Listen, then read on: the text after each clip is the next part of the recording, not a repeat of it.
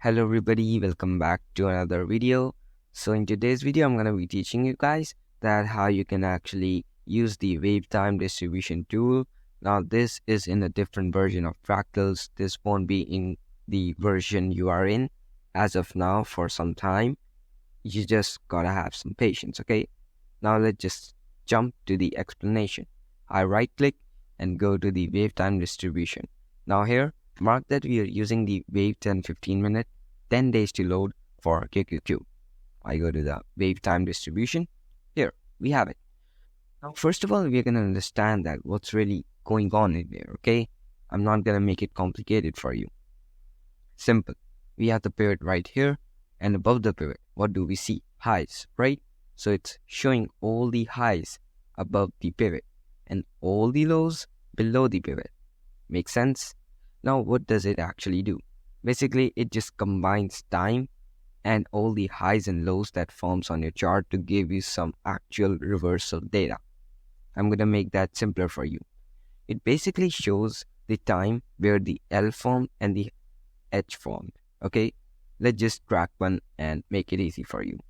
Here it's showing that a L value formed at around 9:30. It doesn't matter, it's L1, L2, L3. It just showing you that a L value formed. And then it's showing you, follow that ray. It's a green ray, means it's a transition from below the pivot to above the pivot. Make sense? Right? So it's showing that the low of the cycle formed at 9:30 and then the high formed at around 11. Right? I'm using it as an estimation at around 11.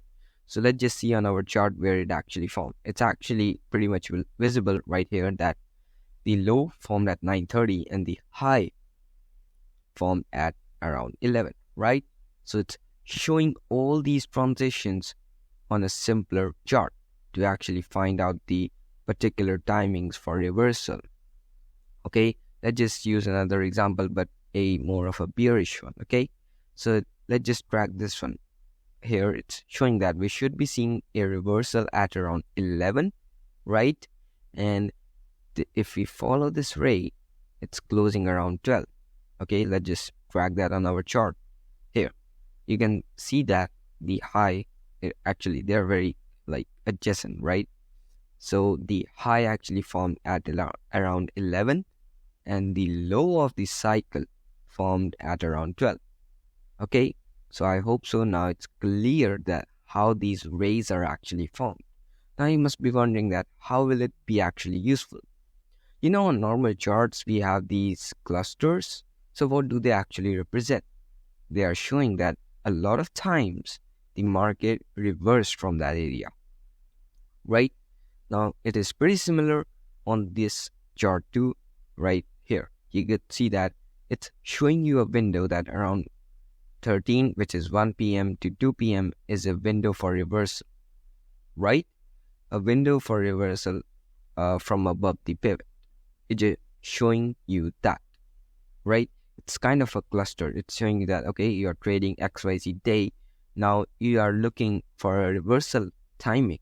And let's just say you're on a contract and you want to be sure that, okay, here my contract can go bad. So what are the timings I should be worried about? It's 1 p.m. to 2 p.m. for the past 10 days, wave 10-15 minutes. It is just showing you that. Now you must be wondering, what is this L line right here? It is basically showing you that right now the market is forming a L value. Right here you can see, right? And also showing you the timing.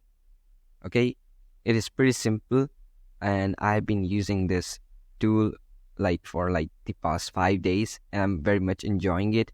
And it is very accurate. It can give you a very good estimation if you're an intraday trader. What are the timings that you should be worried about and what are the timings you should focus on to trade reversal or even continuations. Now, you must be seeing that some rays are actually going back in time. So what do they actually mean? Okay, let's just track this one. Okay, this one right here, it is going back in time. Okay, it is not actually going back in time, but I'm going to make that clear for you in just one more minute. Okay, right here we can see that the reversal formed at around 45, 245 or 3, somewhere near that, right? and the high of that cycle formed at around 2, correct? Now let's just see where that actually formed on our chart and what does that actually mean. Okay, now right here you can see that the reversal happened at around 1445, which is like 245, right? And then the reversal happened, and the high of the cycle from the low, from the trough right here to the peak, right?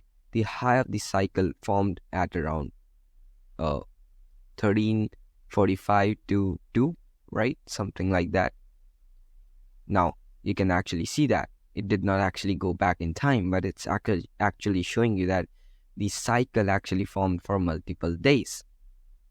Make sense? I hope so.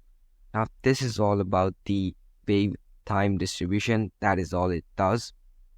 There is nothing more complicated about that. It is pretty much common sense that, of course, if you see a bullish transition right here, of course you're going to see a bearish one too, right? Because the cycle has to end. There has to be some kind of fractal pattern forming, right? So it is very easy to understand what's really going on here if you just look at it for 1 to 2 more times, and if you rewatch this video, it will all make sense again. Okay, now I'm gonna just tell you what these buttons right here actually do. Toggle red basically removes all the transitions from above the pivot to below the pivot, right? That's a bearish transition, so it's marked with red. Now this is a bullish transitions. Okay, these are all bullish transitions where the market moved from below the pivot to above the pivot. Makes sense? The market first from a low of the cycle, then from the high. So it's a bullish cycle. I hope that makes sense to you. Now we can actually have the cycles for particular timings. For example, right now the market is near 13, which is 1 p.m. So I just want to look for that here. So it's pretty simple that I can actually find out that, okay, if the market is forming lows, there was a probability near 1 o'clock that we could have seen like a transition above the pivot, right? The market could have moved from a low to a H value. Okay, so that is all that you need to know about this tool.